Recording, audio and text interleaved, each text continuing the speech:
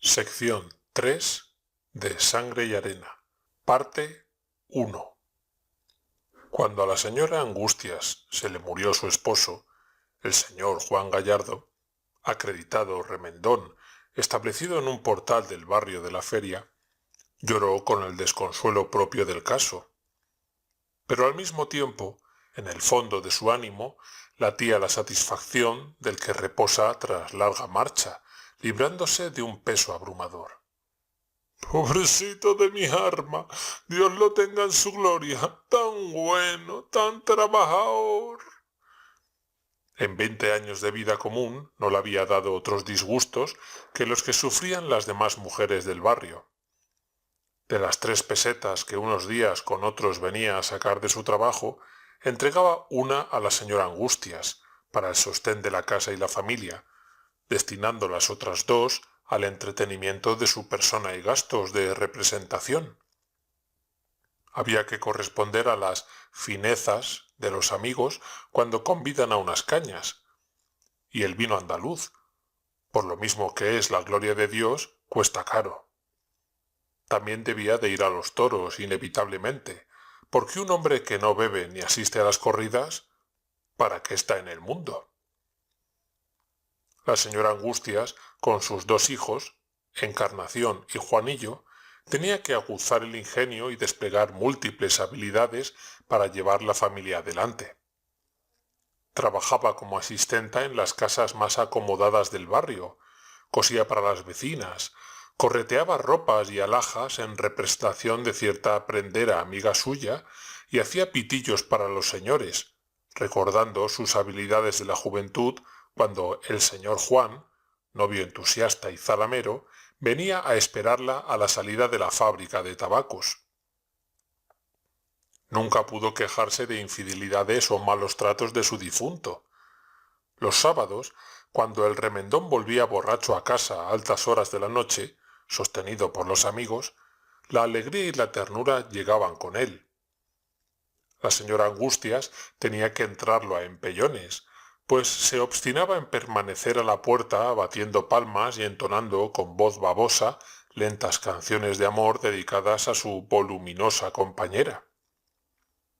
Cuando al fin se cerraba la puerta tras él, privando a los vecinos de un motivo de regocijo, el señor Juan, en plena borrachera sentimental, se empeñaba en ver a los pequeños que ya estaban acostados.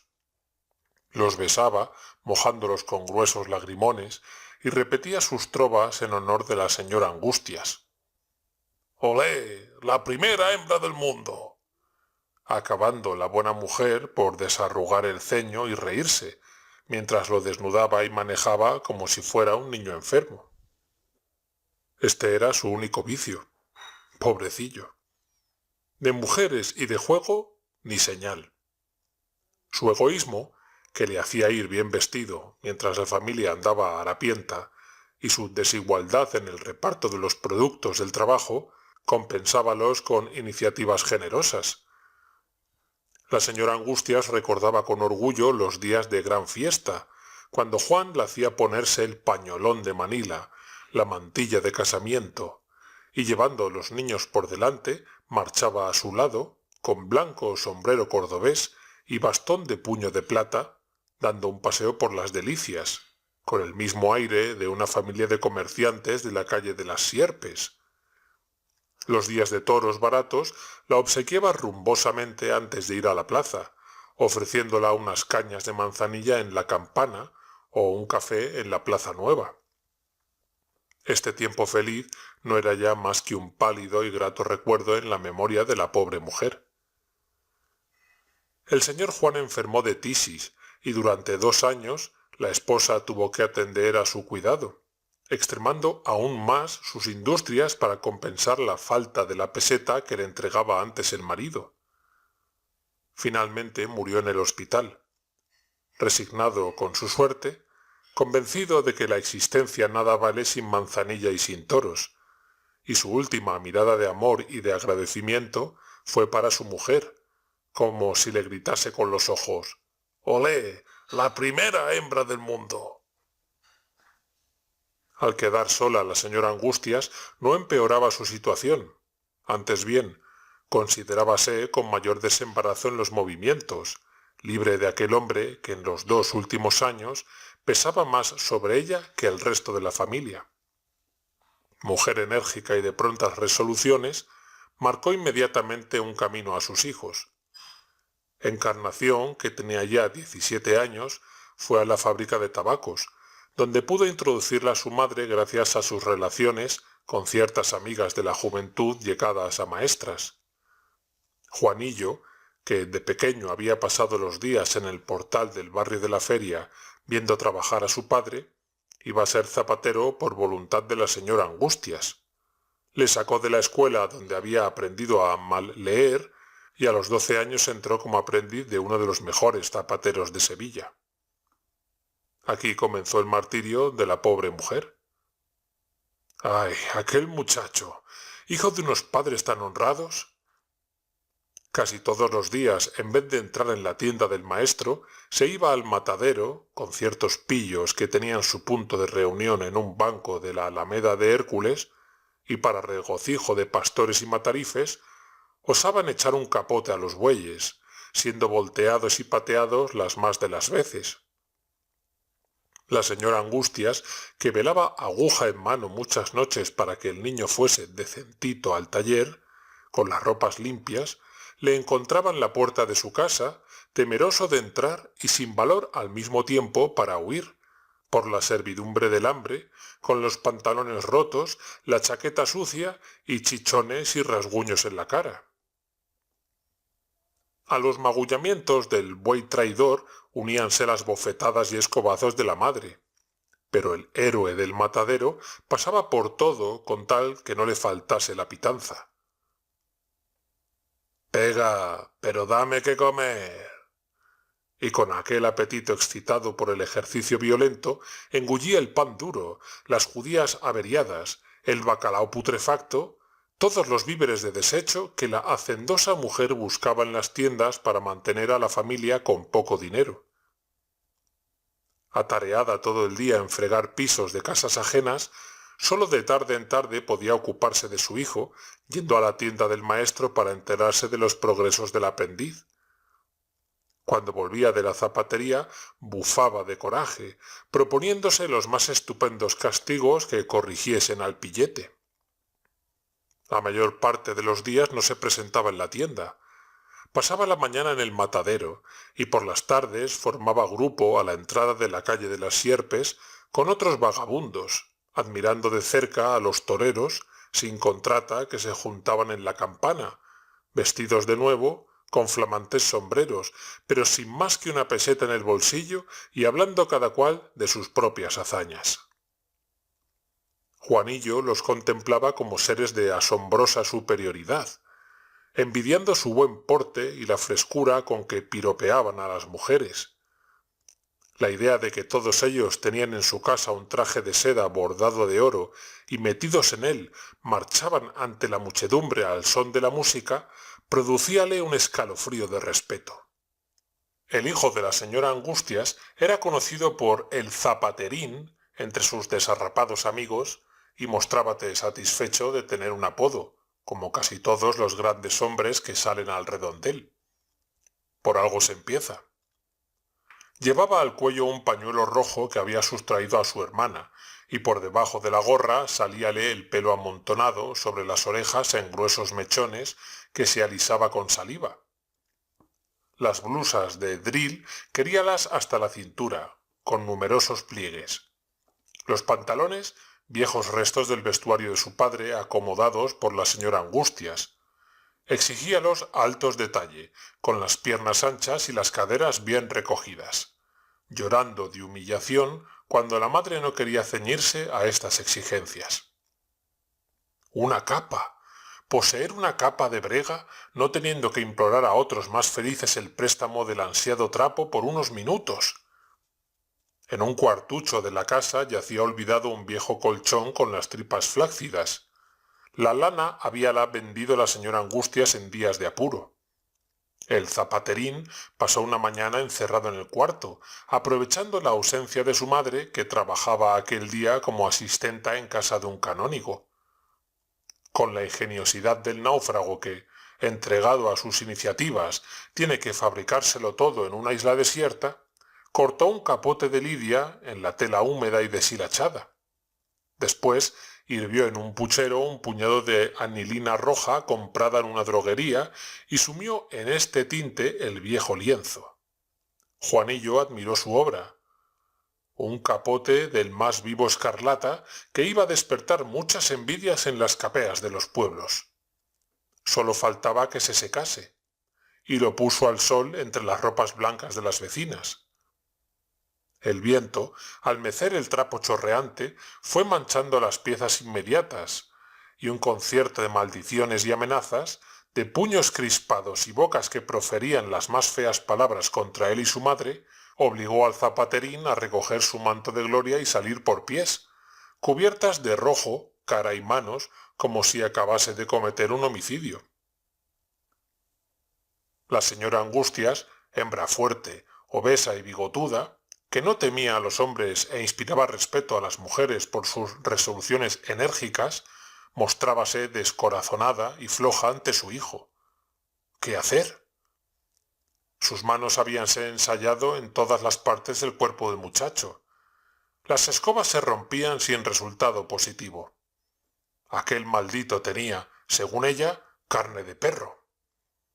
Habituado fuera de casa a los tremendos cabezazos de los becerros, al cruel pateo de las vacas, a los palos de pastores y matarifes que trataban sin compasión a la pillería tauromáquica, los golpes de la madre parecíanle un hecho natural, una continuación de la vida exterior que se prolongaba dentro de su casa, y los aceptaba sin propósito de enmienda, como un escote que había que pagar a cambio del sustento, rumiando el pan duro con famélico regodeo, mientras las maldiciones maternales y los puñetazos llovían en sus espaldas.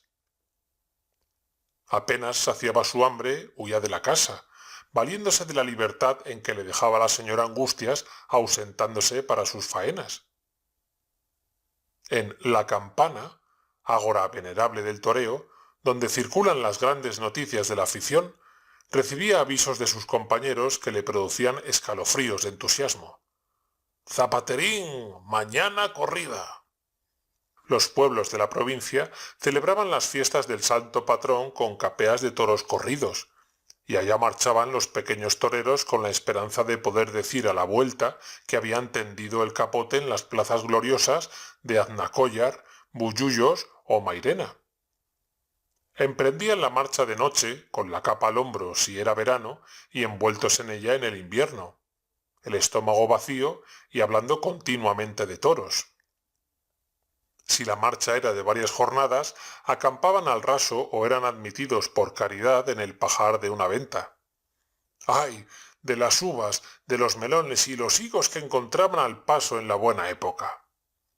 Su única inquietud era que otro grupo, otra cuadrilla, hubiese tenido igual pensamiento y se presentase en el pueblo entablando ruda competencia.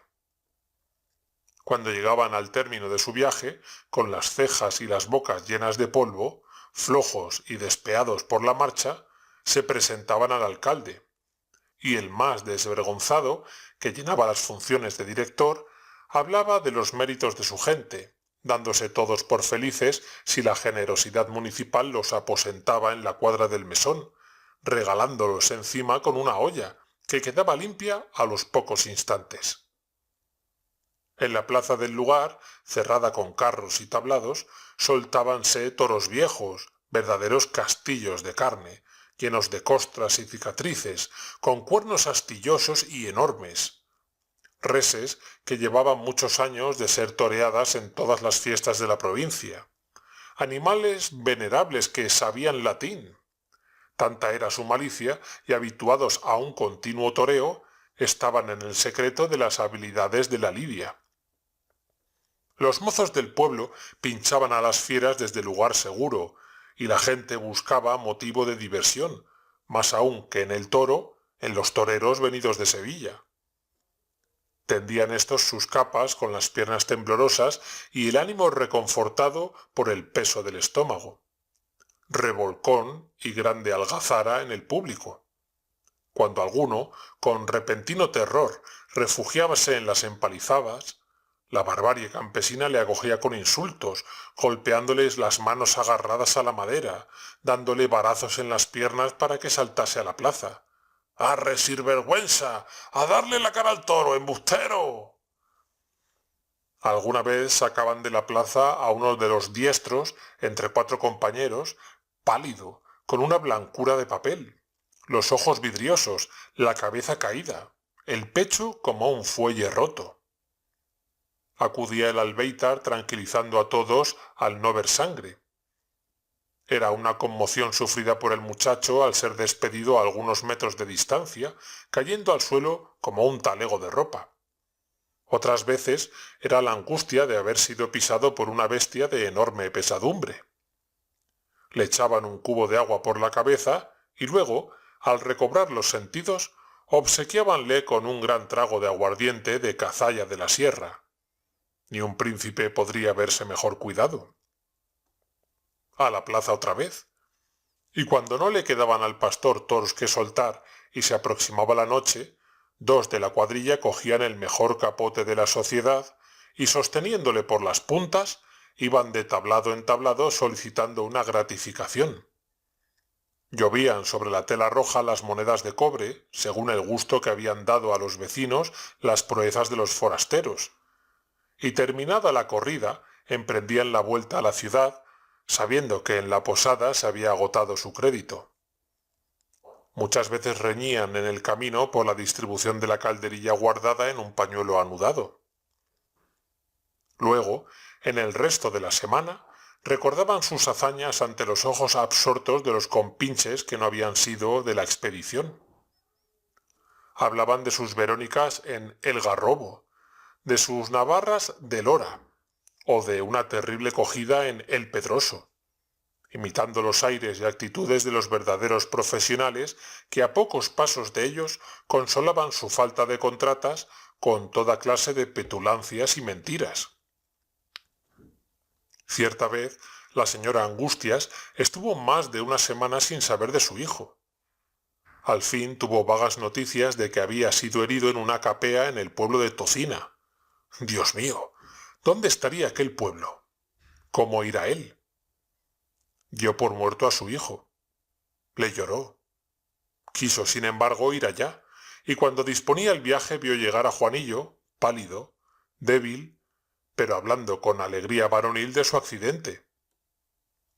No era nada, un puntazo en una nalga, una herida de varios centímetros de profundidad, y con el impudor del triunfo quería mostrarla a los vecinos, afirmando que metía en ella un dedo sin llegar al fin. Sentíase orgulloso del hedor de yodoformo que iba esparciendo a su paso, y hablaba de las atenciones con que le habían tratado en aquel pueblo, que era para él lo mejor de España. Los vecinos más ricos, como quien dice la aristocracia, se interesaban por su suerte. El alcalde había ido a verle, pagándole después el viaje de vuelta. Aún guardaba en su bolsillo 3 duros que entregó a su madre con una generosidad de grande hombre. Y tanta gloria a los 14 años. Su satisfacción fue todavía mayor cuando en la campana algunos toreros, pero toreros de verdad, fijaron su atención en el muchacho, preguntándole cómo marchaba de su herida. Después de este accidente ya no volvió a la tienda de su maestro. Sabía lo que eran los toros. Su herida había servido para acrecentar su audacia. Torero, nada más que torero.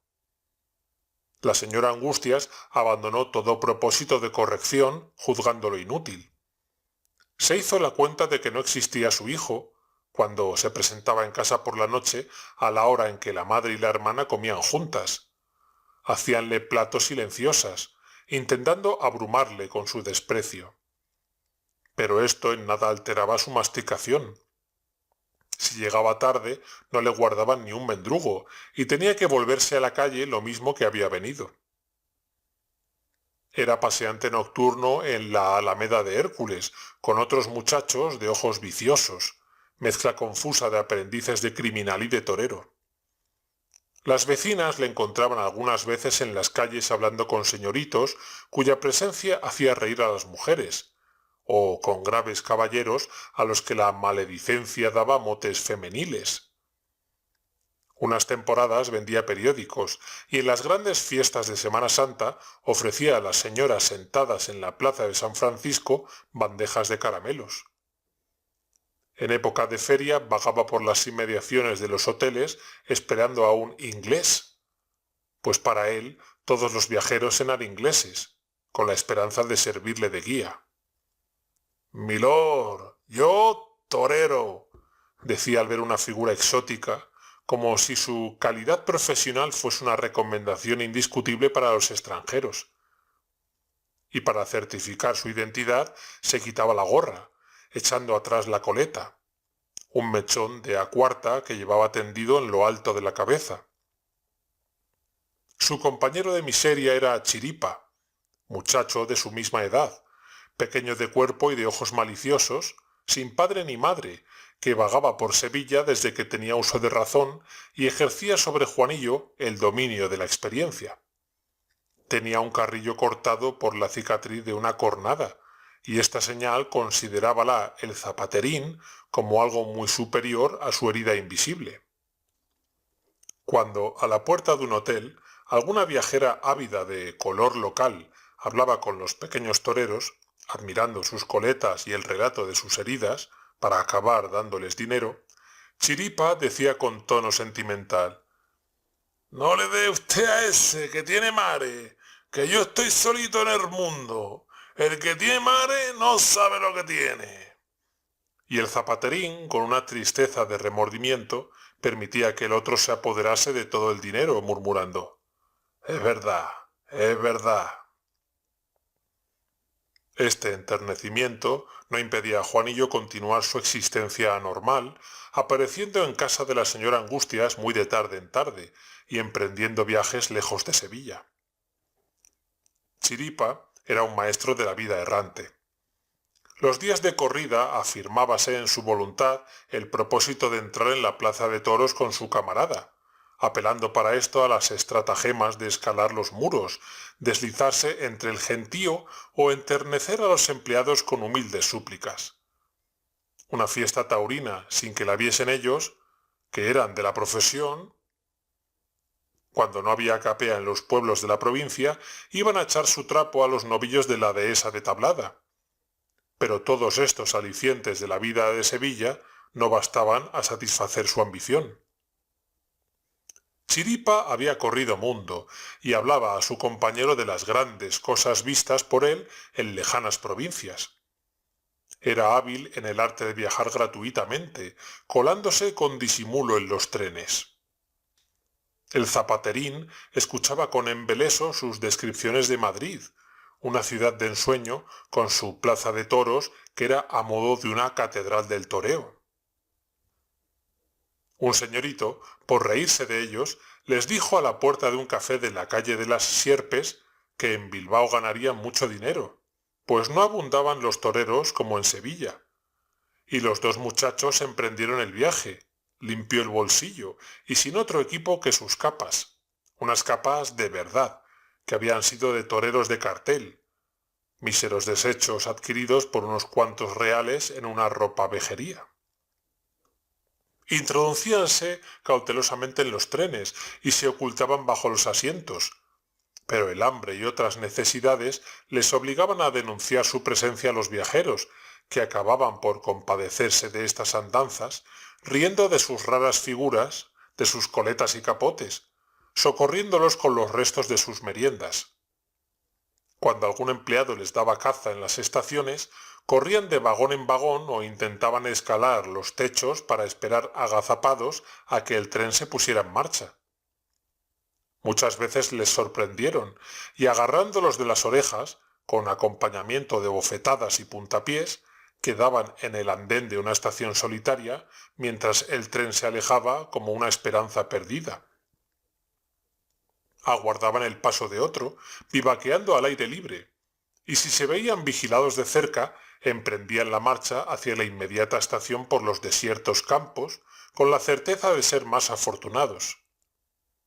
Así llegaron a Madrid, después de varios días de accidentado viaje y largas paradas con acompañamiento de golpes.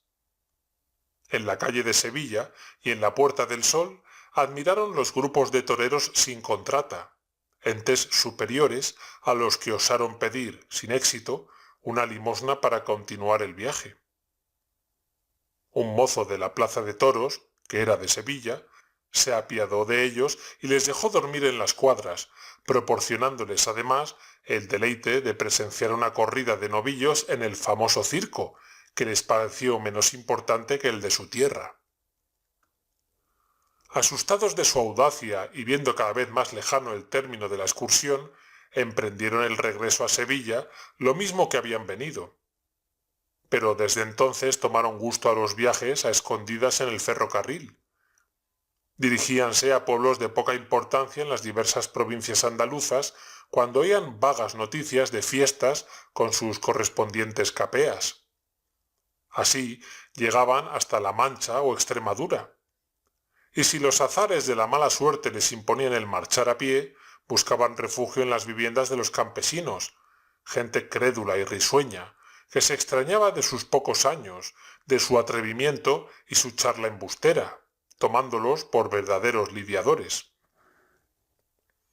Esta existencia errante les hacía emplear astucias de hombre primitivo para satisfacer sus necesidades. En las inmediaciones de las casas de campo arrastrábanse sobre el vientre, robando las hortalizas sin ser vistos. Aguardaban horas enteras a que una gallina solitaria se aproximase a ellos y retorciéndole el pescuezo continuaban la marcha, para encender una hoguera de leña seca en mitad de la jornada y engullirse el pobre animal chamuscado y medio crudo con una voracidad de pequeños salvajes. Temían a los mastines del campo más que a los toros. Eran bestias difíciles para la lidia, que corrían hacia ellos enseñando los colmillos como si los enfureciese su aspecto exótico y husmeasen en sus personas a enemigos de la propiedad. Muchas veces, cuando dormían al aire libre, cerca de una estación, esperando el paso de un tren, llegábase a ellos una pareja de guardias civiles. Al ver los rojos envoltorios que servían de almohadas a estos vagabundos, tranquilizábanse los soldados del orden. Suavemente les quitaban las gorras, y al encontrarse con el peludo apéndice de la coleta, se alejaban riendo sin más averiguaciones. No eran ladronzuelos, eran aficionados que iban a las capeas. Y en esta tolerancia había una mezcla de simpatía por la fiesta nacional y de respeto ante la obscuridad de lo futuro. ¿Quién podía saber si alguno de estos mozos desarrapados, con costras de miseria, sería en el porvenir una estrella del arte, un gran hombre que brindase toros a los reyes, viviera como un príncipe y cuyas hazañas y dichos reprodujeran los periódicos? Una tarde, el zapaterín quedó solo en un pueblo de Extremadura. Para mayor asombro del público rústico que aplaudía a los famosos toreros venidos adrede de Sevilla, los dos muchachos quisieron clavar banderillas a un toro bravucón y viejo. Juanillo puso sus palos a la fiera y quedó junto a un tablado, gozándose en recibir la ovación popular en forma de tremendos manotazos y ofrecimientos de tragos de vino. Una exclamación de horror le sacó de esta embriaguez de gloria. Chiripa no estaba ya en el suelo de la plaza, solo quedaban en él las banderillas rodando por el polvo, una zapatilla y la gorra. Movíase el toro como irritado ante un obstáculo, llevando enganchado de uno de sus cuernos un envoltorio de ropas semejante a un monigote. Con los violentos cabezazos, el informe paquete se soltó del cuerno, expeliendo un chorro rojo, pero antes de llegar al suelo fue alcanzado por el asta opuesta, que a su vez lo zarandeó largo rato. Por fin, el triste bulto cayó en el polvo, y allí quedó, flácido e inerte, soltando líquido, como un pellejo agujereado que expele el vino a chorros. El pastor, con sus cabestros, se llevó el toro al corral, pues nadie osaba aproximarse a él, y el pobre Chiripa fue conducido sobre un jergón a cierto cuartucho del ayuntamiento que servía de cárcel. Su compañero le vio con la cara blanca como si fuese de yeso, los ojos mates y el cuerpo rojo de sangre, sin que pudieran contener ésta los paños de agua con vinagre que le aplicaban a falta de algo mejor. «Adiós, Zapaterín», suspiró. «Adiós, Juanillo». Y no dijo más. El compañero del muerto emprendió aterrado la vuelta a Sevilla, viendo sus ojos vidriosos, oyendo sus gimientes adioses. Tenía miedo. Una vaca mansa saliéndole al paso le hubiese hecho correr. Pensaba en su madre y en la prudencia de sus consejos. ¿No era mejor dedicarse a zapatero y vivir tranquilamente? Pero estos propósitos solo le duraron mientras se vio solo. Al llegar a Sevilla sintió la influencia del ambiente. Los amigos corrieron hacia él para saber con todos sus detalles la muerte del pobre Chiripa. Los toreros profesionales le preguntaban en La Campana, recordando con lástima a aquel pilluelo de cara cortada que muchas veces les hacía recados. Juan, enardecido por tales muestras de consideración, daba suelta a su potencia imaginativa, describiendo cómo se había él arrojado sobre el toro al ver cogido a su pobre compañero, cómo había agarrado al bicho de la cola y demás hazañas portentosas, a pesar de las cuales el otro había salido del mundo. La medrosa impresión se desvaneció. Torero, nada más que torero. Ya que los otros lo eran, ¿por qué no serlo él? Pensaba en las judías averiadas y el pan duro de su madre, en las vilezas que le costaba cada pantalón nuevo, en el hambre, inseparable compañera de muchas de sus expediciones. Además, sentía con ansia vehemente por todos los goces y ostentaciones de la existencia. Miraba con envidia los coches y los caballos. Deteníase absorto en las puertas de las grandes casas, al través de cuyas cancelas veía patios de oriental suntuosidad, con arcadas de azulejos, enlosados de mármol y fuentes parleras que desgranaban día y noche sobre el tazón rodeado de verdes hojas un surtidor de perlas. Su suerte estaba echada: matar toros o morir. Ser rico y que los periódicos hablasen de él y le saludase la gente, aunque fuera a costa de la vida. Despreciaba los grados inferiores del toreo. Veía a los banderilleros exponer la vida lo mismo que los maestros a cambio de 30 duros por corrida, y luego de una existencia de fatigas y cornadas llegar a viejos sin más porvenir que una mísera industria montada con los ahorros o un empleo en el matadero. Algunos morían en el hospital. Los más pedían limosna a los compañeros jóvenes. Nada de banderillas ni de pasar años en una cuadrilla sometido al despotismo de un maestro. Matar toros desde el principio, pisar la arena de las plazas como espada. La desgracia del pobre Chiripa dábale cierto ascendiente sobre sus compañeros y formó cuadrilla, una cuadrilla de desarrapados que marcharon tras él a las capeas de los pueblos. Le respetaban porque era el más valiente y el mejor vestido. Algunas mozas de vida airada, atraídas por la varonil belleza del Zapaterín, que ya iba en los 18 años, y por el prestigio de su coleta, disputábanse en ruidosa competencia el honor de cuidar de su garbosa persona. Además, contaba con un padrino, un viejo protector, antiguo magistrado que sentía debilidad por la guapeza de los toreros jóvenes, y cuyo trato indignaba a la señora Angustias, haciéndole soltar las más obscenas expresiones aprendidas en sus tiempos de la fábrica de tabacos. El Zapaterín lucía ternos de lana inglesa bien ajustados a la esbeltez de su cuerpo, y su sombrero era siempre flamante. Las socias cuidaban escrupulosamente de la blancura de sus cuellos y pecheras, y en ciertos días ostentaba sobre el chaleco una cadena de oro, doble, igual a la de las señoras, préstamo de su respetable amigo, que había ya figurado en el cuello de otros muchachos que empezaban. Alternaba con los verdaderos toreros. Podía pagar copas a los viejos peones que hacían memoria de las hazañas de los maestros famosos. Dábase por seguro que ciertos protectores trabajaban en favor de este niño, esperando ocasión propicia para hacerle debutar en una novillada en la plaza de Sevilla. El zapaterín era ya matador. Un día, en Lebrija, al salir a la plaza un torito vivaracho, sus compañeros le habían empujado a la suerte suprema. ¿Te atreves a meterle mano? Y él le metió la mano. Después, enardecido por la facilidad con que había salido del trance, acudió a todas las capeas en las que se anunciaba novillo de muerte, y a todos los cortijos donde se lidiaban y mataban reses. El propietario de La Rinconada, rico cortijo con pequeña plaza de toros, era un entusiasta que tenía la mesa dispuesta y abierto el pajar para todos los aficionados famélicos que quisieran divertirle lidiando sus reses. Juanillo fue allá en días de miseria con otros compañeros para comer a la salud del hidalgo campestre, aunque fuese a costa de algunos revolcones. Llegaron a pie tras 2 jornadas de marcha, y el propietario, al ver a la tropa polvorienta con sus líos de capotes, dijo solemnemente: «Al que quede mejor le pago el billete pa' que vuelva a Sevilla en ferrocarril».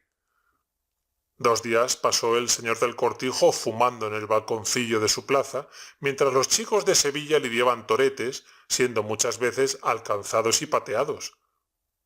«Eso no vale nada, embustero», decía reprobando un capeo mal dado. «Alza del suelo, cobardón, a ver, que le den vino pa' que se le pase el susto», gritaba cuando un muchacho persistía en seguir tendido luego de pasarle el toro sobre el cuerpo. El zapaterín mató un novillo tan a gusto del dueño que éste lo sentó a su mesa, mientras los camaradas quedaban en la cocina con los pastores y mozos de labranza, metiendo la cuchara del cuerno en la humeante caldereta. «Te ganaste la huerta en ferrocarril, gacho. Tú irás lejos si no te falta el corazón. 10 facultades». El zapaterín, al emprender su regreso a Sevilla en segunda clase, mientras la cuadrilla marchaba a pie, pensó que comenzaba para él una nueva vida, y tuvo una mirada de avidez para el enorme cortijo, con sus extensos olivares, sus campos de granos, sus molinos, sus prados que se perdían de vista, en los que pastaban miles de cabras y rumiaban inmóviles, con las piernas encogidas, toros y vacas. ¡Qué riqueza! Si él llegase un día a poseer algo semejante. La fama de sus proezas en las novilladas de los pueblos llegó a Sevilla, haciendo fijarse en su persona a los aficionados inquietos e insaciables que siempre esperan un nuevo astro que eclipse a los existentes. «Parece que es un niño que promete», decían al verle pasar por la calle de las Sierpes con paso menudo, moviendo arrogante los brazos. «Habrá que verlo en el terreno de la verdad». Este terreno era para ellos, y para el zapaterín, el redondel de la plaza de Sevilla. Pronto estaba el muchacho a verse cara a cara con la verdad. Su protector había adquirido para él un traje de luces, algo usado, desecho de un matador sin nombre. Se organizó una corrida de novillos con un fin benéfico, y aficionados influyentes, ganosos de novedades, consiguieron incluirlo en el cartel, gratuitamente, como matador. El hijo de la señora Angustias se opuso a que figurase en los anuncios su apodo de zapaterín, que deseaba hacer olvidar. Nada de motes, y menos de oficios bajos. Deseaba ser conocido con los nombres de su padre. Quería ser Juan Gallardo, y que ningún apodo recordase su origen a las grandes personas que indudablemente serían sus amigos en el porvenir. Todo el barrio de la feria acudió en masa a la corrida con un fervor bullicioso y patriótico. Los de la Macarena también llevaban su parte de interés, y los demás barrios populares se dejaron arrastrar por el mismo entusiasmo. ¡Un nuevo matador de Sevilla! No hubo entradas para todos, y fuera de la plaza quedaron miles de personas esperando ansiosas las noticias de la corrida. Gallardo toreó, mató, fue volteado por un toro sin sufrir heridas y tuvo al público en continua angustia con sus audacias, que las más de las veces resultaron afortunadas, provocando colosales berridos de entusiasmo. Ciertos aficionados respetables en sus decisiones sonreían complacidos. Aún le faltaba mucho que aprender, pero tenía corazón y buen deseo, que es lo importante. Sobre todo entra a matar de vera y no sale del terreno de la verdad. Las buenas mozas amigas del diestro agintábanse borrachas de entusiasmo, con histéricas contorsiones, los ojos lacrimosos, la boca chorreante, agotando en plena tarde el léxico de palabras amorosas que sólo usaban por la noche. Una arrojaba su mantón al redondel. Otra, por ser más, añadía la blusa y el corsé. Otra llegaba a despojarse de la falda, y los espectadores agarrábanlas riendo para que no se arrojasen a la arena o no quedaran en camisa. En el otro lado de la plaza, el viejo magistrado sonreía enternecido al través de su barba blanca, admirando la valentía del muchacho y lo bien que le sentaba el traje de luces. Al verle volteado por el toro, se echó atrás en su asiento como si fuera a desmayarse. Aquello era demasiado fuerte para él. En una contrabarrera pavoneábase orgulloso el marido de Encarnación, la hermana del diestro, un talabartero con tienda abierta, hombre sesudo, enemigo de la vagancia, que se había casado con la cigarrera prendado de sus gracias, pero con la expresa condición de no tratar al maleta de su hermano. Gallardo, ofendido por el mal gesto del cuñado, no se había atrevido a pisar su tienda, situada en las afueras de la Macarena, ni a apearle el ceremonioso usted cuando de tarde en tarde le encontraba en casa de la señora Angustias. «Voy a ver cómo corren a naranjazos al sinvergüenza de tu hermano», había dicho a su mujer al ir a la plaza.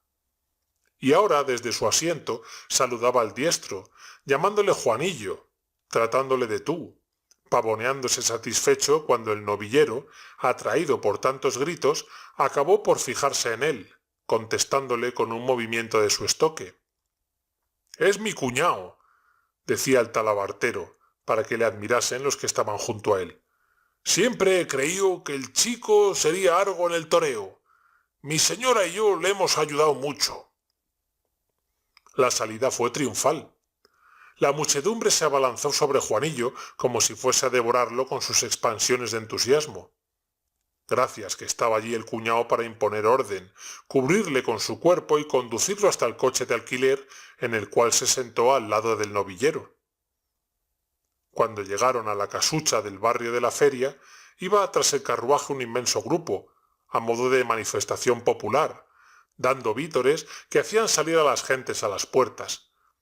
La noticia del triunfo había llegado allí antes que el diestro, y los vecinos corrían para verle de cerca y estrechar su mano.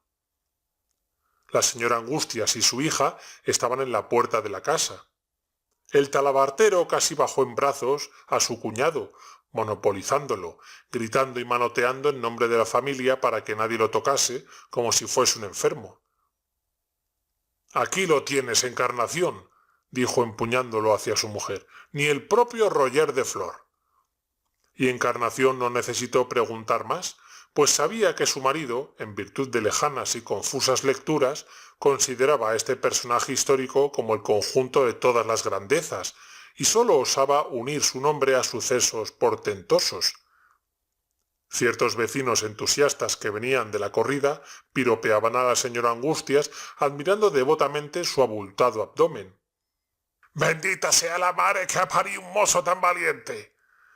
Las amigas la aturdían con sus exclamaciones. «¡Qué suerte! Y poquito dinero que iba a ganar su hijo». La pobre mujer mostraba en sus ojos una expresión de asombro y de duda. Pero ¿era realmente su Juanillo el que hacía correr a la gente con tanto entusiasmo? ¿Se habían vuelto locos? Mas de pronto cayó sobre él como si se desvaneciese todo el pasado, como si sus angustias y rabietas fuesen un ensueño, como si confesara un vergonzoso error. Sus brazos enormes y flácidos se arrollaron al cuello del torero, y las lágrimas mojaron una de sus mejillas. «Hijo mío, Juanillo, si te viera el pobre de tu padre». «No llore, mare, que hoy es día de alegría. Va usted a ver. Si Dios me da suerte, le haré una casa, y le verán sus amigas en carruaje, y va usted a llevar capañolón de Manila que quitará el sentido. El talabartero acogió estos propósitos de grandeza con movimientos de afirmación ante la absorta esposa, que aún no había salido de su sorpresa por este cambio tan radical. Sí, Encarnación, todo lo haría este mozo si se empeñaba. Era extraordinario, ni el propio Roger de Flor. Por la noche, en las tabernas de los barrios populares y los cafés, solo se habló de Gallardo. El torero del Porvenir ha quedado como las propias rosas. Ese chico va a quitar los moños a todos los califas cordobeses. En estas afirmaciones latía el orgullo sevillano, en perpetua rivalidad con la gente de Córdoba, tierra igualmente de buenos toreros. Fin de la sección 3. Capítulo 2. Parte 2. La existencia de Gallardo cambió por completo después de este día. Saludábanle los señoritos y le hacían sentar entre ellos en las puertas de los cafés. Las buenas mozas que antes le mataban el hambre y cuidaban de su ornato, viéronse poco a poco repelidas con risueño desprecio. Hasta el viejo protector se alejó prudentemente en vista de ciertos desvíos, y fue a poner su tierna amistad en otros muchachos que empezaban. La empresa de la Plaza de Toros buscaba a Gallardo, mimándole como si fuese ya una celebridad. Anunciando su nombre en los carteles, el éxito era seguro. Plaza llena. El populacho aplaudía entusiasmado al niño de las señas angustias, haciéndose lenguas de su valor. La fama de Gallardo extendióse para Andalucía, y el talabartero, sin que nadie solicitase sus auxilios, mezclábase en todo, arrogándose el papel de defensor de los intereses de su cuñado. Hombre reflexivo y muy experto, según él, en los negocios, veía marcado para siempre el curso de su vida. Tu hermano, decía por las noches al acostarse con su mujer, necesita a su lado un hombre práctico que maneje sus intereses. ¿Crees tú que le vendría mal nombrarme su apoderado? Pa' él una gran cosa. Ni el propio Roger de Flor, y pa' nosotros... El talabartero contemplaba en su imaginación las grandes riquezas que iba a ganar Gallardo y pensaba igualmente en los 5 hijos que tenía y los que iban a venir seguramente, pues era hombre de una fidelidad conyugal incansable y prolífica. Quién sabe si lo que ganase el Espada acabaría por ser de sus sobrinos. Durante año y medio, Juan mató novillos en las mejores plazas de España. Su fama había llegado hasta Madrid. Los aficionados de la corte sentían curiosidad por conocer al niño sevillano, del que tanto hablaban los periódicos y del que se hacían lenguas los inteligentes andaluces. Gallardo, escoltado por un grupo de amigos de la tierra que residía en Madrid, se pavoneó en la acera de la calle de Sevilla, junto al Café Inglés. Las buenas mozas sonreían con sus requiebros y se les iban los ojos tras la gruesa cadena de oro del torero y sus grandes diamantes, preseas adquiridas con las primeras ganancias y a crédito de las futuras. Un matador debe mostrar que le sobra el dinero en el ornato de su persona y convidando generosamente a todo el mundo. Cuán lejos estaban los días en que él, con el pobre Chiripa, vagabundeaba por la misma acera temiendo a la policía, contemplando a los toreros con admiración y recogiendo las colillas de sus cigarros. Su trabajo en Madrid fue afortunado. Hizo amistades y se formó en torno de él un grupo de entusiastas ganosos de novedad que también le proclamaban el torero del porvenir, protestando porque aún no había recibido la alternativa. A espuertas va a ganar el dinero Encarnación, decía el cuñado. Va a tener millones, como no le ocurra una mala desgracia. La vida de la familia cambió por completo. Gallardo, que se trataba con los señoritos de Sevilla, no quiso que su madre siguiese habitando la casucha de sus tiempos de miseria. Por él se hubiesen trasladado a la mejor calle de la ciudad, Pero la señora Angustias quiso seguir fiel al barrio de la feria, con ese amor que sienten al envejecer las gentes simples por los lugares donde se desarrolla su juventud. Vivían en una casa mucho mejor. La madre no trabajaba y las vecinas hacíanla la corte, viendo en ella una prestamista generosa para sus días de apuro. Juan, a más de las joyas pesadas y estrepitosas con que adornaba su persona, poseía el supremo lujo de todo torero. Una jaca alazana, de gran poder, con silla vaquera y gran manta en el arzón orlada de borlajes multicolores. Montado en ella trotaba por las calles sin más objeto que recibir los homenajes de los amigos, que saludaban su garbo con «olés» ruidosos. Esto satisfacía por el momento sus deseos de popularidad. Otras veces iba con los señoritos, formando vistoso pelotón de jinetes a la dehesa de Tablada, en vísperas de gran corrida, para ver el ganado que otros habían de matar. Cuando yo tome la alternativa, decía a cada paso, haciendo depender de ella todos sus planes sobre el porvenir. Para entonces dejaba una serie de proyectos con que había de sorprender a su madre, pobre mujer, asustada del bienestar que se colaba de rondón en su casa y que ella creía de imposible aumento.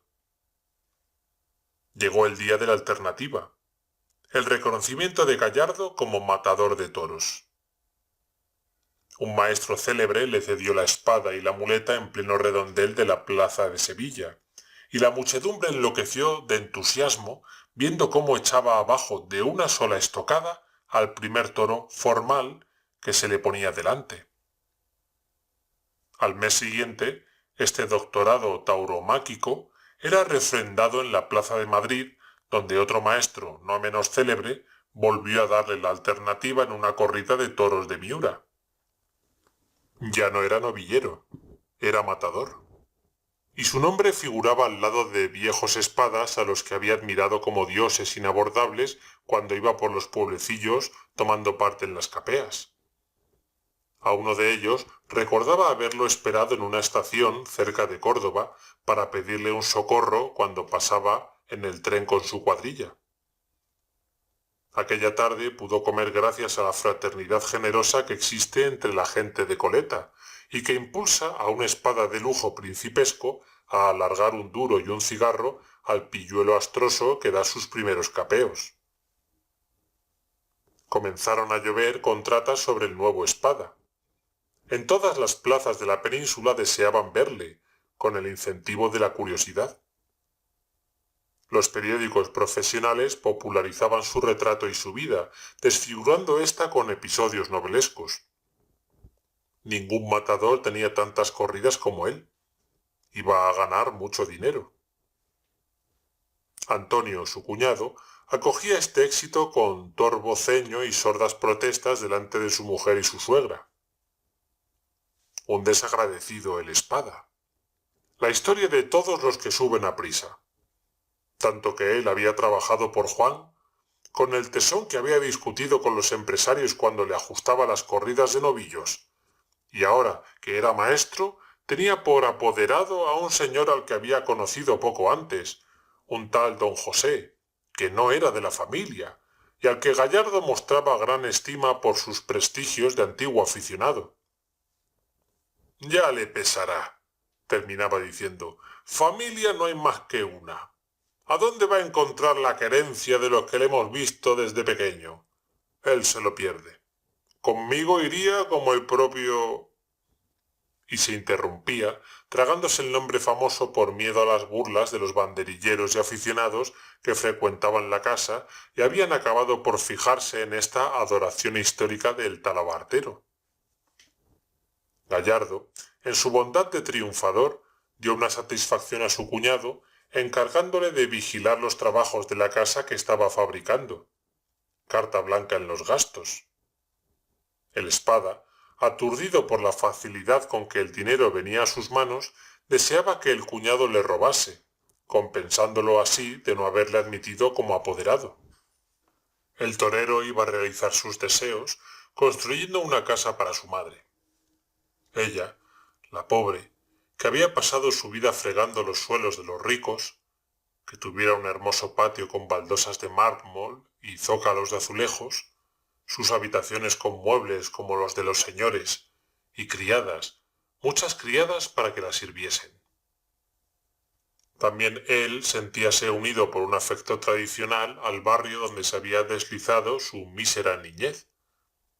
Gustaba de deslumbrar a las mismas gentes que habían tenido a su madre por servidora, y a dar un puñado de pesetas en momentos de apuro a los que llevaban zapatos a su padre o le entregaban a él un mendrugo en los días penosos. Compró varias casas viejas, una de ellas la misma en cuyo portal trabajaba el remendón.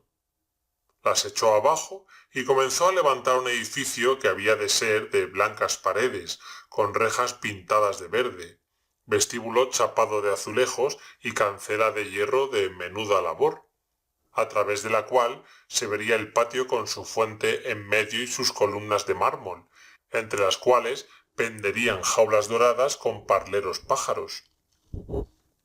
La satisfacción de su cuñado, Antonio, al verse en plena libertad para la dirección y aprovechamiento de las obras, se aminoró un tanto con una noticia terrible. Gallardo tenía novia. Andaba ahora, en pleno verano, corriendo por España de una plaza a otra, dando estocadas y recibiendo aplausos. Pero casi todos los días enviaba una carta a cierta muchacha del barrio, y en los cortos ratos de vagar entre una corrida y otra, abandonaba a sus compañeros y tomaba el tren para pasar una noche en Sevilla, pelando la pava con ella. ¿Han visto usted?, gritaba escandalizado el talabartero en lo que él llamaba el seno del hogar, o sea, ante su mujer y su suegra. Una novia, sin decir palabra a la familia, que es lo único verdadero que existe en el mundo. El señor quiere casarse. Sin duda está cansado de nosotros. ¡Qué sinvergüenza! Encarnación aprobaba estas afirmaciones con rudos gestos de su rostro hermosote y bravío, contenta de poder expresarse contra aquel hermano que le inspiraba cierta envidia por su buena fortuna. Sí, siempre había sido un sinvergüenza. Pero la madre protestaba. Eso no, que yo conozco a la niña y su prove mare fue compañera mía en la fábrica. Limpia como los chorros del oro, modosita, buena, bien parecía. Ya le he dicho a Juan que por mí que sea, y cuanto antes mejor. Era huérfana y vivía con unos tíos que poseían una tiendecita de comestibles en el barrio.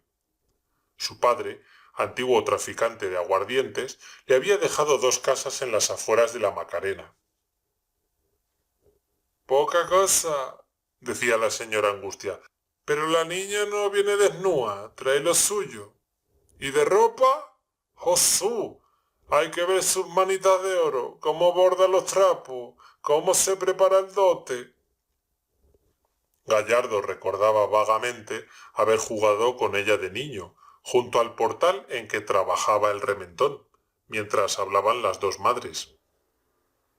Era una lagartija seca y obscura con ojos de gitana, las pupilas negras y unidas como gotas de tinta, las córneas de una blancura azulada y el lagrimal de rosa pálido. Al correr, ágil como un muchacho, enseñaba sus piernas como cañas, y el pelo escapábasele de la cabeza en mechones rebeldes y retorcidos cual negras serpientes. Luego la había perdido de vista, no encontrándola hasta muchos años después, cuando ya era novillero y comenzaba a tener un nombre. Fue un día de Corpus, una de las pocas fiestas en que las hembras, recluidas en su casa por una pereza oriental, salen a la calle como moras en libertad, con mantilla de blonda y claveles en el pecho. Gallardo vio una joven alta, esbelta y maciza al mismo tiempo, la cintura recogida entre curvas amplias y firmes, con todo el vigor de la carne primaveral. Su cara, de una palidez de arroz, se coloreó al ver al torero. Sus ojazos luminosos ocultáronse entre largas pestañas. Esta gachí me conoce, se dijo Gallardo con petulancia. De seguro que me ha visto en la plaza. Y cuando, después de seguirla ella y su tía, supo que era Carmen, la compañera de su infancia, sintióse admirado y confuso por la maravillosa transformación de la negra lagartija de otros tiempos. Fueron novios, y todos los vecinos hablaron de estas relaciones, viendo en ellas un nuevo halago para el barrio. Yo soy así, decía Gallardo a sus entusiastas, adoptando un aire de buen príncipe. No quiero imitar a otros toreros que se casan con señoritas y todos son en gorro y plumas faralaes. Yo con la de mi clase. Rico pañolón, buenos andares y gracia. ¡Ole ya! Los amigos, entusiasmados, hacían la apología de la muchacha. Una real moza, con unos altibajos en el cuerpo que volvían loco a cualquiera. ¡Y qué patria! Pero el torero torcía el gesto. Poquitas bromas, ¿eh? Cuanto menos se hablase de Carmen, sería mejor. Por las noches, al conversar con ella a través de una reja, contemplando su rostro de mora entre matas de flores, presentábase el mozo de una taberna cercana llevando por delante una gran batea de cañas de manzanilla. Era el enviado que llegaba a cobrar el piso, la costumbre tradicional de Sevilla con los novios que hablan por la reja. El torero bebía una caña, ofrecía otra a la novia y decía al muchacho: «Di a esos señores que muchas gracias y que pasaré por la tienda en cuanto acabe. Dile también al montañés que no cobre, que Juan Gallardo lo paga todo». Y así que acababa su charla con la novia, metíase en la tienda de bebidas donde le esperaban los obsequiantes, unas veces amigos entusiastas, otras desconocidos que deseaban beberse unas cañas con el torero.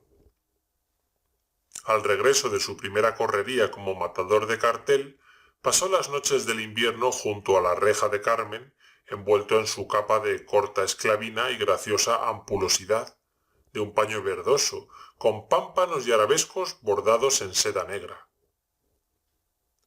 «Me han dicho que bebes mucho», suspiraba Carmen, pegado su cara a los hierros. «Pamplina, obsequio de los amigos que hay que devolver, y nada más. Ya ve, un torero es un torero, y no ahora viví como un fraile de la Merced». «Me han dicho que vas con mujeres malas». «Mentira, eso eran otros tiempos, cuando no te conocía, hombre, maldita sea, quisiera ya conocer al hijo de cabra que te lleva sosoplo». «¿Y cuándo nos casamos?», continuaba ella, cortando con esta pregunta la indignación del novio. «En cuanto se acabe la casa y ojalá sea mañana. El mamarracho de mi cuñado no acaba nunca. Se conoce que le va bien y se duerme en la suerte». «Yo pondré orden, Juanillo, cuando nos casemos. Ya verás qué bien marcha todo. Verás cómo me quiere tu mare». Y así continuaban sus diálogos, esperando el momento de aquella boda, de la que se hablaba en toda Sevilla. Los tíos de Carmen y la señora Angustias trataban del asunto siempre que se veían, pero a pesar de esto, el torero apenas entraba en casa de la novia, como si le cerrase el camino una terrible prohibición. Preferían los dos verse por la reja siguiendo la costumbre. Transcurrió el invierno. Gallardo montaba a caballo e iba de caza a los cotos de algunos señores que le tuteaban con aire protector. Había que conservar la agilidad del cuerpo con un continuo ejercicio para cuando llegase la temporada de corridas. Sentía miedo de perder sus facultades de fuerza y ligereza. El propagandista más incansable de su gloria era don José, un señor que hacía oficios de apoderado y le llamaba siempre su matador. Intervenía en todos los actos de Gallardo, no reconociendo mayores derechos ni aun a la misma familia. Vivía de sus rentas, sin otra ocupación que hablar de toros y toreros. Para él, las corridas eran lo único interesante del mundo, y dividía a los pueblos en dos castas, la de los elegidos que tienen plazas de toros, y la muchedumbre de naciones tristes, en la que no hay sol, ni alegría, ni buena manzanilla, a pesar de lo cual se creen poderosas y felices cuando no han visto ni una mala corrida de novillos. Llevaba a su afición la energía de un guerrero y la fe de un inquisidor. Gordo, todavía joven, calvo y con barba rubia, este padre de familia, alegre y zumbón en la vida ordinaria, era feroz e irreductible en el graderío de una plaza cuando los vecinos mostraban opiniones diversas a las suyas. Sentíase capaz de pelear con todo el público por defender a un torero amigo, y alternaba las ovaciones con extemporáneas protestas cuando aquellas iban dirigidas a un lidiador que no merecía su afecto. Había sido oficial de caballería más por afición a los caballos que a la guerra. Su gordura y su entusiasmo por los toros le habían hecho retirarse del servicio y pasaba el verano viendo corridas y el invierno hablando de ellas. Ser el guía, el mentor, el apoderado de una espada.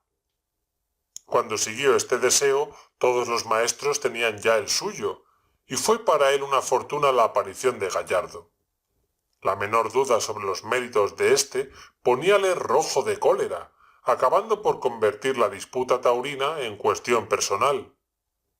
Contaba como gloriosa acción de guerra haber andado a bastonazos en un café con dos malos aficionados que censuraban a su matador por ser demasiado guapo.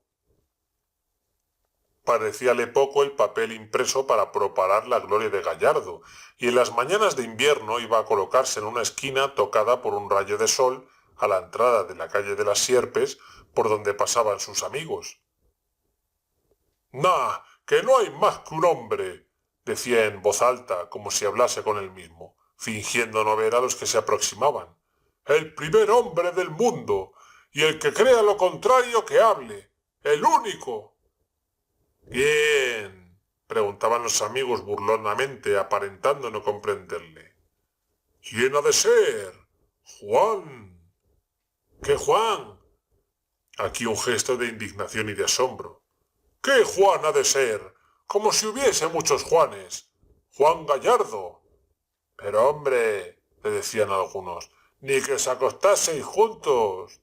¿Eres tú acaso el que va a casarse con él?». «Porque no querrá», contestaba rotundamente don José, con un fervor de idólatra. Y al ver que se aproximaban otros amigos, olvidaba a los burlones y seguía repitiendo, «Nah, que no hay más que un hombre, el primero del mundo, y el que no lo crea, que abra el pico, que aquí estoy yo». La boda de Gallardo fue un gran suceso. Con ello se inauguró la casa nueva, de la que estaba orgulloso el talabartero, mostrando el patio, las columnas y los azulejos, como si todo fuese obra de sus manos. Se casaron en San Gil, ante la Virgen de la Esperanza, llamada de la Macarena. A la salida de la iglesia brillaron al sol las flores exóticas y los pintarrajeados pájaros de centenares de pañolones chinescos en que iban envueltas las amigas de la novia. Un diputado fue el padrino. Sobre los fieltros blancos y negros de la mayoría de los convidados destacábanse los brillantes sombreros de copa del apoderado y otros señores entusiastas de Gallardo. Todos ellos sonreían satisfechos de la caricia de popularidad que les alcanzaba yendo al lado del torero. En la puerta de la casa hubo durante el día reparto de limosnas. Llegaron pobres hasta de los pueblos atraídos por la fama de esta boda estrepitosa. En el patio hubo gran comilona. Algunos fotógrafos sacaron instantáneas para los periódicos de Madrid. La boda de Gallardo era un acontecimiento nacional. Hasta bien entrada la noche sonaron las guitarras con melancólico quejido, acompañadas de palmoteo y repique de palillos. Las muchachas, los brazos en alto, golpeaban el mármol con sus menudos pies, arremolinándose las faldas y el pañolón en torno de su cuerpo gentil, movido por el ritmo de las sevillanas. Destapábanse a docenas las botellas de ricos vinos andaluces. Circulaban de mano en mano las cañas de ardiente de Jerez, de bravío Montilla y de manzanilla de Sanlúcar, pálida y perfumada. Todos estaban borrachos, pero su embriaguez era dulce, sosegada y triste, sin otra manifestación que el suspiro y el canto, lanzándose varios a un mismo tiempo a entonar canciones melancólicas que hablaban de presidios, de muertes y de la pobre Mare, eterna musa del canto popular de Andalucía. A medianoche se fueron los últimos convidados y los novios quedaron en la casa con la señora Angustias. El talabartero, al salir con su mujer, tuvo un gesto de desesperación. Iba ebrio y furioso porque ninguno había reparado en su persona durante el día, como si no fuese nadie, como si no existiese la familia. Nos echan, Encarnación. Esa niña con su carita de Virgen de la Esperanza va a ser la ama de todo y no querrá ni tanto así pa' nosotros. Vas a ver cómo se llena de hijos. Y el prolífico varón se indignaba al pensar en la futura prole de la Espada, venida al mundo sin otro objeto que perjudicar a la suya. Transcurrió el tiempo. Pasó un año sin que se cumplieran las predicciones del señor Antonio. Gallardo y su mujer mostrábanse en todas las fiestas con el rumbo y la gallardía de un matrimonio rico y popular. Ella con pañolones que arrancaban gritos de admiración a las pobres mujeres. Él, luciendo sus brillantes y pronto a sacar el portamonedas para convidar a las gentes y socorrer a los mendigos que acudían en bandas. Las gitanas, cobrizas y charlatanas como brujas, asediaban a Carmen con profecías venturosas. Que Dios la bendijera. Iba a tener un chiquillo, un churumbel más hermoso que el sol. Se le conocía en el blanco de los ojos, ya estaba casi a mitad del camino. Pero en vano Carmen enrojecía de placer y de rubor, bajando los ojos. En vano se erguía el Espada, orgulloso de sus obras, creyendo que iba a presentarse el fruto esperado. El hijo no venía. Y así transcurrió otro año sin que el matrimonio viera realizadas sus esperanzas. La señora Angustias se entristecía cuando le hablaban de estas decepciones. Tenía otros nietos, los hijos de Encarnación, que por encargo del talabartero pasaban el día en casa de la abuela, procurando dar gusto en todo a su señor tío. Pero ella, que deseaba compensar los desvíos del pasado con su cariño fervoroso a Juan, quería un hijo de éste, para educarlo a su modo, dándole todo el amor que no había podido dar al padre en su infancia de miseria. Yo sé lo que, decía la vieja tristemente. La pobrecita Carmen no tiene sosiego. Hay que ver esa criatura mientras Juan anda por el mundo. Durante el invierno, en la temporada de descanso, cuando el torero estaba en casa o iba al campo a tientas de becerros y cacerías, todo marchaba bien. Carmen mostrábase contenta sabiendo que su marido no corría peligro. Reía con el más leve pretexto. Comía. Su rostro se animaba con los colores de la salud.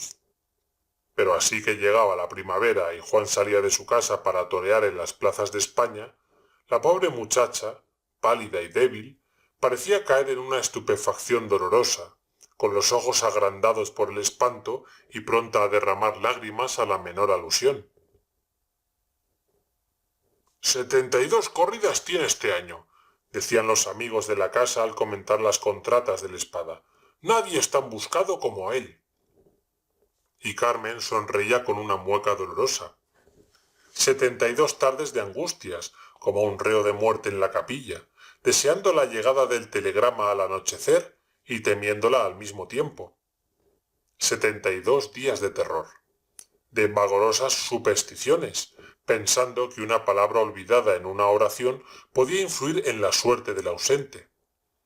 72 días de extrañeza dolorosa al vivir en una casa tranquila, al ver las mismas gentes, al sentir deslizarse la existencia habitual, dulce y tranquila, como si en el mundo no ocurriese nada extraordinario, oyendo en el patio el jugueteo de los sobrinos de su marido y en la calle el canto del vendedor de flores, mientras lejos, muy lejos, en ciudades desconocidas, su Juan, ante millares de ojos, luchaba con fieras, viendo pasar la muerte junto a su pecho a cada movimiento del trapo rojo que llevaba en las manos.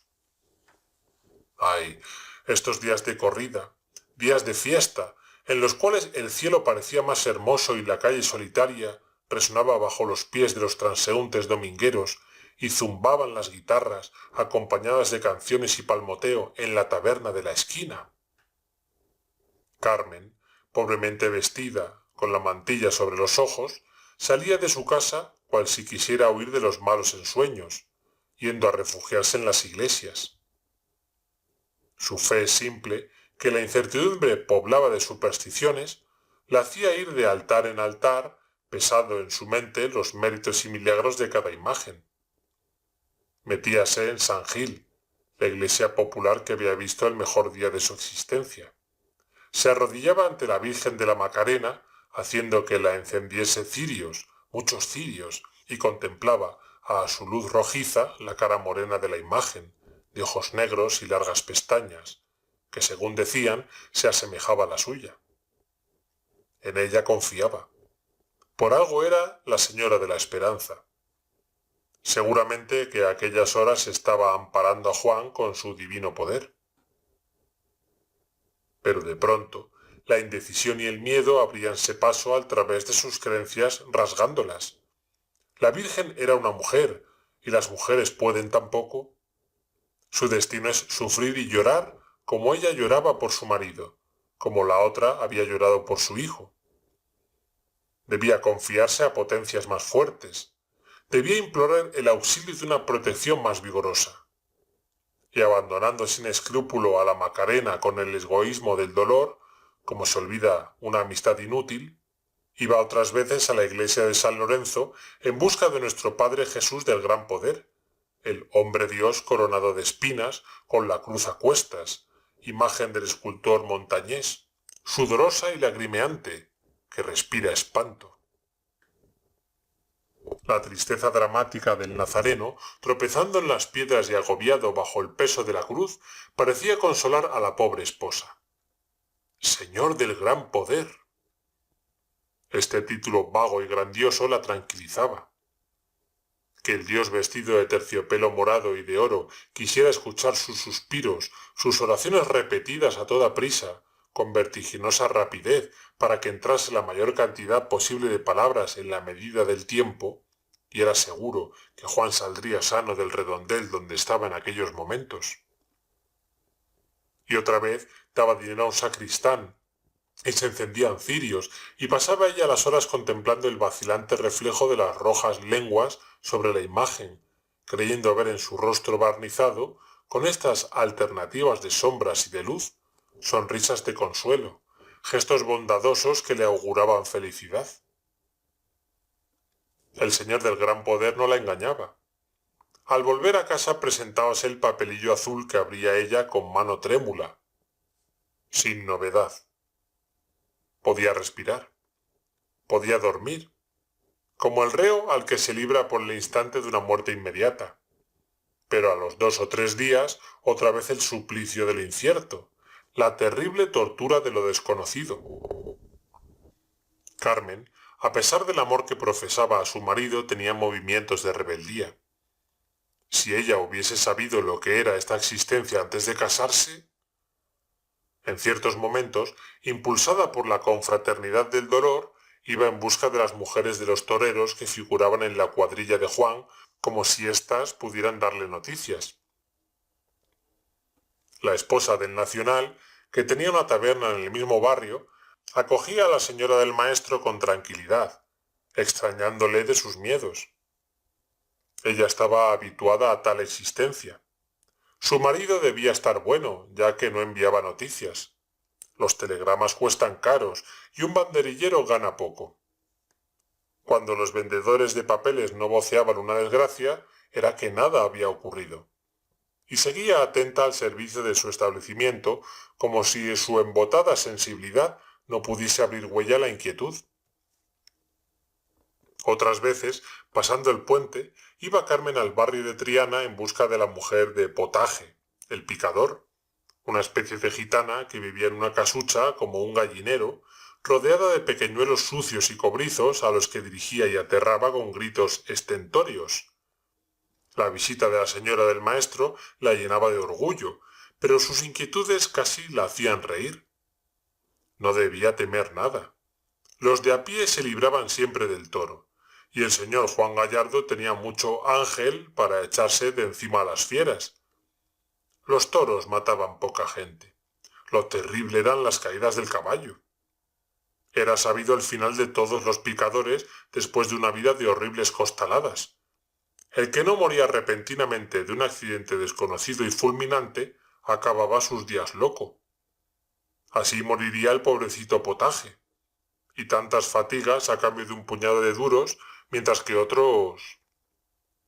Esto último no lo decía, pero sus ojos revelaban la protesta contra las injusticias de la suerte, contra aquellos buenos mozos que, al empuñar una espada, se llevaban los aplausos, la popularidad y el dinero, sin riesgos mayores que los que afrontaban los humildes. Poco a poco fue Carmen habituándose a su nueva existencia. Las crueles esperas en días de corrida, la visita de los santos, las incertidumbres supersticiosas, todo lo aceptó como incidentes necesarios de su vida. Además, la buena suerte de su marido y la continua conversación en la casa de lances de Lidia acabaron por familiarizarla con el peligro. El toro bravo fue para ella una fiera bonachona y noble, venida al mundo sin más objeto que enriquecer y dar fama a sus matadores. Jamás asistía a una corrida de toros. Desde la tarde en que vio en su primera novillada al que había de ser su marido, no volvió a la plaza. Sentíase sin valor para presenciar una corrida, aunque en ella no trabajase Gallardo. Se desvanecería de terror viendo a otros hombres afrontar el peligro, vistiendo el mismo traje que su Juan. A los 3 años de matrimonio, el Espada sufrió una acogida en Valencia. Carmen tardó en enterarse. El telegrama llegó a su hora con el correspondiente sin novedad. Fue obra piadosa de don José, el apoderado, el cual, visitando a Carmen todos los días y apelando a hábiles escamoteos para evitar la lectura de diarios, retardó durante una semana que se enterase de la desgracia.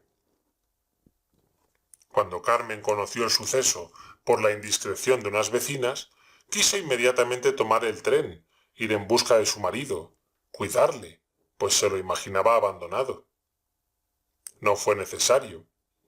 El Espada llegó antes de que ella partiese, pálido por la sangre perdida, con una pierna obligada a larga inmovilidad, pero alegre y animoso para tranquilizar a su familia.